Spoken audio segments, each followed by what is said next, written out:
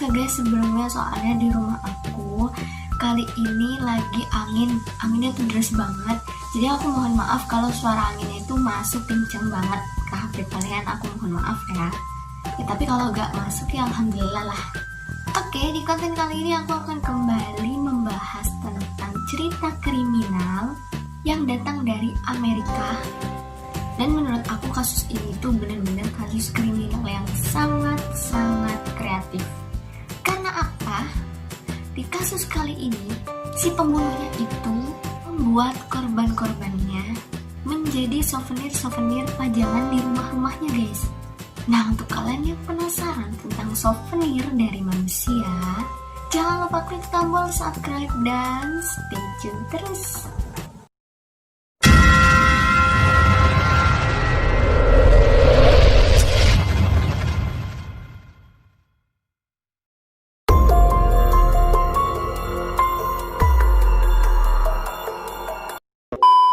Kasus ini datang dari pemuda bernama Edward Gein yang lahir pada tanggal 27 Agustus 1906 di daerah La Crosse, Wisconsin, Amerika.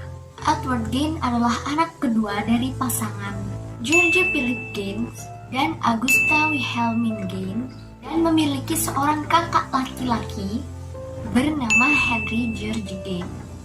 Nah, si ibunya Edward Gein ini, si Augusta, itu membenci bapaknya Edward Gein karena usut punya usut, si bapaknya Ed Gein ini pecandu narkoba guys. Tapi si bapaknya Edward ini walaupun pecandu alkohol, dia itu tetap bekerja dan tetap menafkahi keluarganya. Dia bekerja di berbagai bidang seperti tukang kayu, penyamakan, dan sales asuransi. Dan dia juga memiliki toko kelontong beberapa tahun, tapi kemudian bangkrut dan menjual tokonya guys. Akhirnya setelah kota kelontong itu terjual, mereka memutuskan untuk pindah dari kota menuju desa terkecil di atas lahan pertanian di kota Plainfield, Waushara County, Wisconsin. Nah, Augusta ini memperoleh manfaat yang besar ketika mereka sudah pindah ke lahan pertanian itu. Karena apa? Augusta itu berpikir jika mereka pindah ke lahan itu, anak-anaknya itu akan terbebas dari pergaulan bebas. Jadi Augusta ini ya gengs, kayak orang yang agamis banget gitu, dan benar-benar menjaga anaknya dari pergaulan-pergaulan bebas, kejahatan-kejahatan yang bertentangan dengan agamanya si Augusta ini. Nah, si Augusta ini sendiri beraliran Lutheran gengs. Dia ini juga sering memberikan khotbah-khotbah, ceramah-ceramah pendek pada kedua anaknya setiap pagi, setiap sore gitu. Isi khotbahnya itu tentang imoralitas duniawi, tentang minuman keras, dan si Augusta ini juga berpikir bahwa semua wanita yang ada di dunia ini adalah iblis. Jadi dia itu berkhotbah pada anak-anaknya bahwa wanita-wanita yang ada di dunia itu semuanya peralat-peralat iblis. Jadi dia itu menganggap semua wanita itu salah guys, cuman dia aja yang benar, cuman dia aja yang suci gitu. Bahkan yang parahnya lagi nih, si Augusta sangat-sangat melarang Edward Gein ini untuk bergaul dengan teman-temannya. Hal itu mengakibatkan perkembangan bersosialisasinya si Edward Gein ini sangat-sangat buruk. Si Ed Gein sendiri ini adalah seorang yang pemalu guys. Teman-teman sekelasnya bahkan gurunya itu sering terheran-heran dengan Ed Gein karena si Ed Gein ini memiliki perilaku yang aneh. Misalnya ia tertawa sendiri.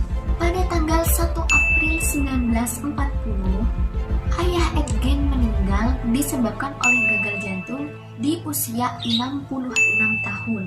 Nah, setelah kepergian ayahnya, si Ed Gein dan si Harry, abangnya tuh mulai kayak cari-cari pekerjaan sampingan untuk memenuhi biaya hidupnya dan juga biaya hidupnya si Augusta. Jadi mereka tuh saling tolong-menolong untuk sama-sama bekerja cari uang buat makanin si emaknya itu. Mereka bekerja sebagai tukang suruh, buruh, dan tukang-tukang lainnya. Si Ed Gein ini juga sempat bekerja menjadi pengasuh anak, dan si Ed Gein ini juga sangat-sangat kayak istilahnya pencinta anak gitu lah ya. Jadi si Ed Gein ini lebih mudah bersosialisasi, lebih mudah berhubungan, berteman dengan anak-anak gitu. Hingga suatu hari si Henry ini, si abangnya Edgen, mulai berpacaran dengan janda anak dua. Henry ini memutuskan untuk pergi tinggal bersama si janda itu. Karena apa? Si Henry ini sudah mikir, gengs, awal-awalnya kalau dia datang menemui si emaknya sama si adiknya itu, si Edgen, terus dia minta izin mau sama si gadis itu, gak bakalan disetujui. Karena apa ya, itu tadi si emaknya itu menganggap seluruh wanita di dunia ini sebagai iblis, cuma dialah yang suci. Nah tapi karena otaknya yang dewasa nih, dia sempetin bilang ke emaknya, "Mak, aku deket nih sama satu cewek, dia janda anaknya dua," gitulah seumpama. Nah bener geng, si emaknya itu marah besar, dan dia itu sakit hati. Mungkin karena selama ini dia berkhotbah, dia ceramah, dia kasih tahu ilmu ini, dia kasih tahu ilmu itu, nggak masuk ke hatinya si Henry, kayak merasa terhianati gitu guys. Akhirnya si Henry ini karena udah dimabuk cinta, dia memutuskan untuk pindah tinggal bersama si janda anak dua itu. Pada tanggal 16 Mei 1944, si Edgen ini menghubungi abangnya si Henry untuk membantunya menebang atau membersihkan rawa-rawa yang udah ada di sekitar rumahnya. Nah, mungkin rawa-rawanya tuh udah tinggi, udah selebuk banget. Apa sih selebuk? Udah kayak banyak gitu lah intinya. Ya, dia memutuskan untuk memanggil abangnya Henry dan membantu si Edgen buat membersihkan rawa. Tapi akhirnya ada kejadian tidak terduga nih guys. Api yang digunakan untuk membakar rawa-rawa itu merambat cukup pesat. Akhirnya mereka memanggil pemadam kebakaran guys. Setelah api sudah bisa dipadamkan nih geng, si Edgen ini melaporkan pada pihak pemadam kebakaran bahwa kakaknya si Henry ini hilang. Akhirnya setelah laporan itu semuanya nyari si Henry ini. Kemana sih kok abangnya hilang? Ternyata salah satu petugas berhasil menemukan Henry sudah mati dalam keadaan sujud, tertelungkup lah ya, intinya tertelungkup gitu. Si Henry ini diduga meninggal karena gagal jantung sebab kondisi fisiknya yang tidak terbakar ataupun terluka. Nah, tapi ada salah satu orang yang melaporkan pada petugas berwenang bahwa di kepala si Henry ini terdapat bekas pukulan seperti pukulan benda tumpul guys. Namun pihak berwajib tidak menggubris laporan tersebut dan tetap menobatkan si Henry ini matinya gara-gara gagal jantung.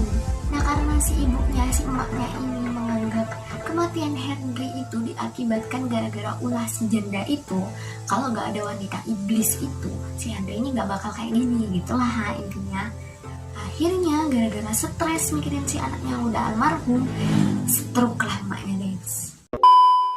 Nah dalam keadaan emaknya yang stroke itu, si Edgen ini memutuskan untuk mengabdikan seluruh hidupnya dan merawat emaknya dengan baik gengs. Nah karena udah dirawat nih dengan baik, emaknya berhasil sembuh gengs. Hingga suatu hari di tahun 1945, si Augusta ini, emaknya Edgen, mengunjungi pria bernama Smith untuk membeli jerami. Pas sudah nyampe di depan rumahnya, dia melihat si Smith ini sedang memukuli anjing tanpa ampun. Nah di saat memukuli anjing nih, dari dalam rumahnya si Smith keluar seorang gadis. Dia teriak nih ke si Smith, "Udah stop, jangan dipukul-pukulin lagi tuh anjing." Nah tapi tetap si Smith tuh mukulin si anjing sampai anjingnya itu mati. Nah si emaknya Edgen ini, si Augusta, marah besar gengs. Tapi bukan marah karena si Smith ini mukulin anjing. Dia marah gara-gara wanita yang keluar dari rumahnya si Smith. Punya usut, emaknya Edgen ini, si Augusta, tahu bahwa si Smith ini nggak punya istri. Akhirnya dari aliran yang tadi itu bahwa wanita semua di dunia ini iblis, cuma dia yang suci, dia akhirnya marah. Dia balik ke rumahnya, dia ceritakan semua sama Edgen dengan berapi-api gitu lah, emosi gitu ya. Dia tuh cerita, si Smith tuh tadi mukulin anjing, terus aku lihat dari dalam rumahnya, ada cewek keluar. Bukannya si Smith itu belum nikah? Dia tuh kayak emosi gitu ya. Udah tahu wanita itu iblis, jangan deket-deket wanita. Nah begitulah intinya. Kelihatan bacot tau kalau kayak gini. Nah akhirnya dari kejadian itu, emaknya si Edgen ini, si Augusta, kembali stroke. Hingga pada tanggal 29 Desember 1945, si Agusta ini meninggal dunia. Dari kepergian si ibunya ini, si Edgen ini rasanya hancur remuk deh guys. Dia itu tinggal di dunia hanya sebatang kara gitu ya. Bisa dikutip dari kata-kata seorang penulis bernama Harold Sketcher nih, maaf kalau salah ya. Dia itu bukan memvonis sih, intinya kayak menetapkan bahwa perasaan Edgen pada saat itu tuh kayak kehilangan cinta sejatinya gitu. Dan otomatis kalau orang udah kehilangan seseorang yang disayang pasti ngerasa terpukul banget gitu ya guys. Nah, setelah kepergian sang ibu, dia memutuskan untuk menjadi ya seorang kayak ngurus pertanian gitu, buruh-buruh tani gitu. Dan kesehariannya dia itu selalu membereskan kamar ibunya biar rapi, dan ruangan-ruangan dimana di titik-titik dia itu sering menghabiskan waktu bersama ibunya. Jadi semua ruangan tuh dibersihkan, dimana di tempat dia itu dulu sering menghabiskan waktu sama si emaknya, dibersihkan sampai rapi gitu ya. Dan diusahakan untuk tidak digunakan lagi setelah dibereskan biar nggak berantakan. Nah, tapi di tempat-tempat yang lain dia biarkan berserakan gitu aja. Di dapur udah sampah numpuk banget gitu ya.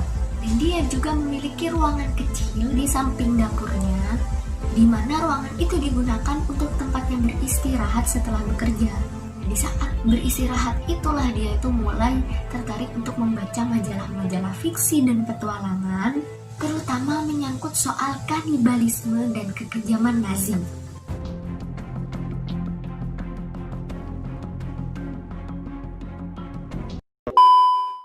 Nah, kekejamannya itu bermula pada pagi hari, tepatnya pada tanggal 16 November 1957, ketika pemilik toko perkakas Penfield bernama Bernice Warden menghilang secara tiba-tiba.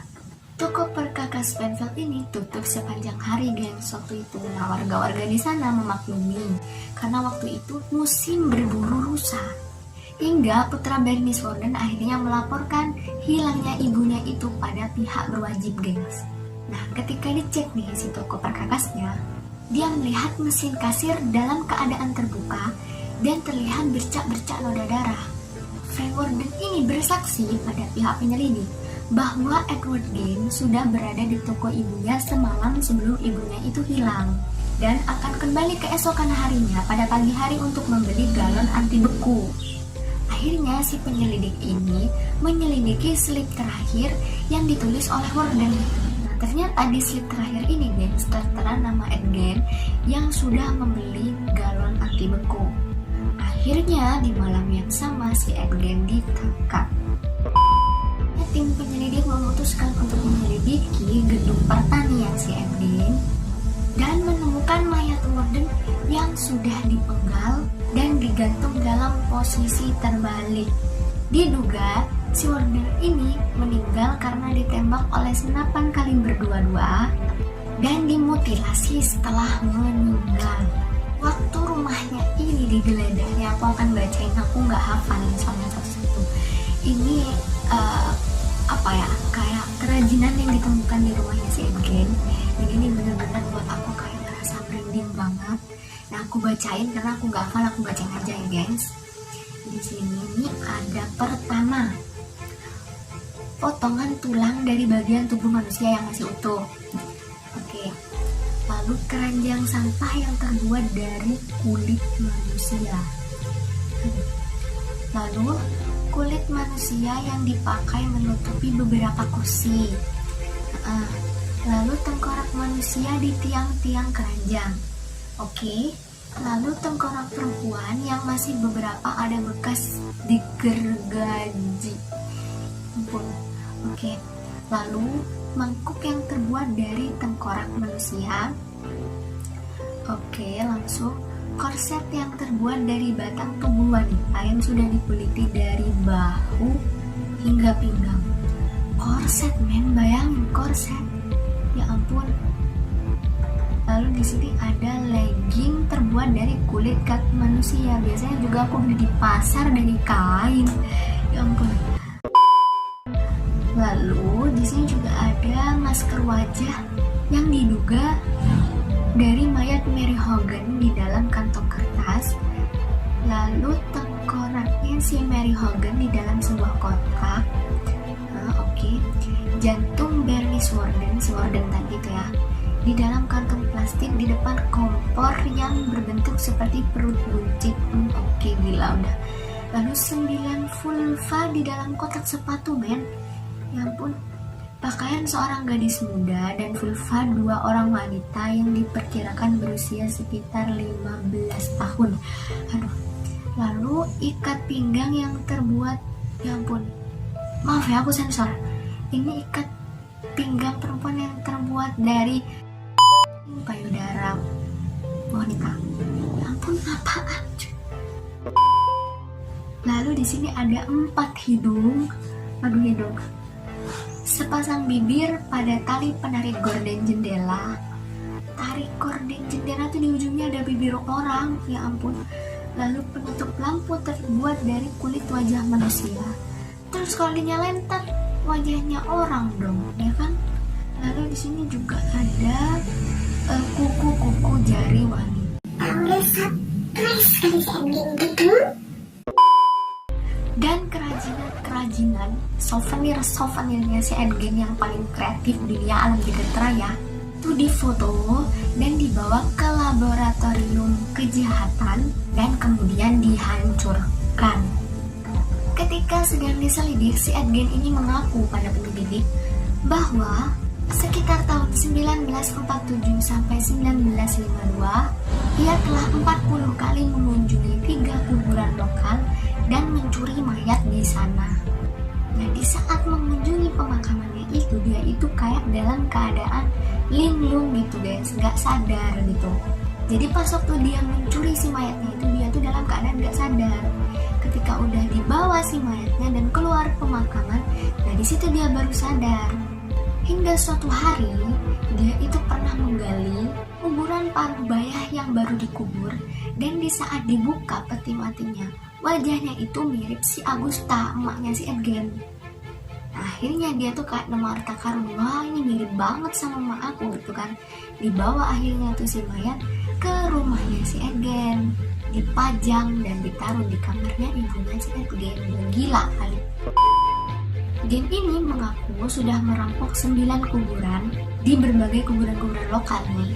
Dia tuh mengaku pada penyelidik tim berwenang, kalau di situ aku yang ngambil, aku di situ ngambil juga, aku di sana juga, di sana juga. Jadi dikasih tahu titik-titiknya dia tuh nyuri mayat tuh di mana aja. Nah, pihak berwenang ini sempat kayak merasa curiga dan gak percaya, karena gak mungkin lah orang gali kuburan itu cuma waktu semalam. Udah tahu di sana itu susah gitu buat gali kuburan. Akhirnya nih diselidikin nih, kamu nih main sama orang nih kali ya, kamu punya temen ya, kamu bersekongkol ya. Tapi di situ dia menyebutkan bahwa dia itu hanya melakukan eksperimen gila ini sendirian.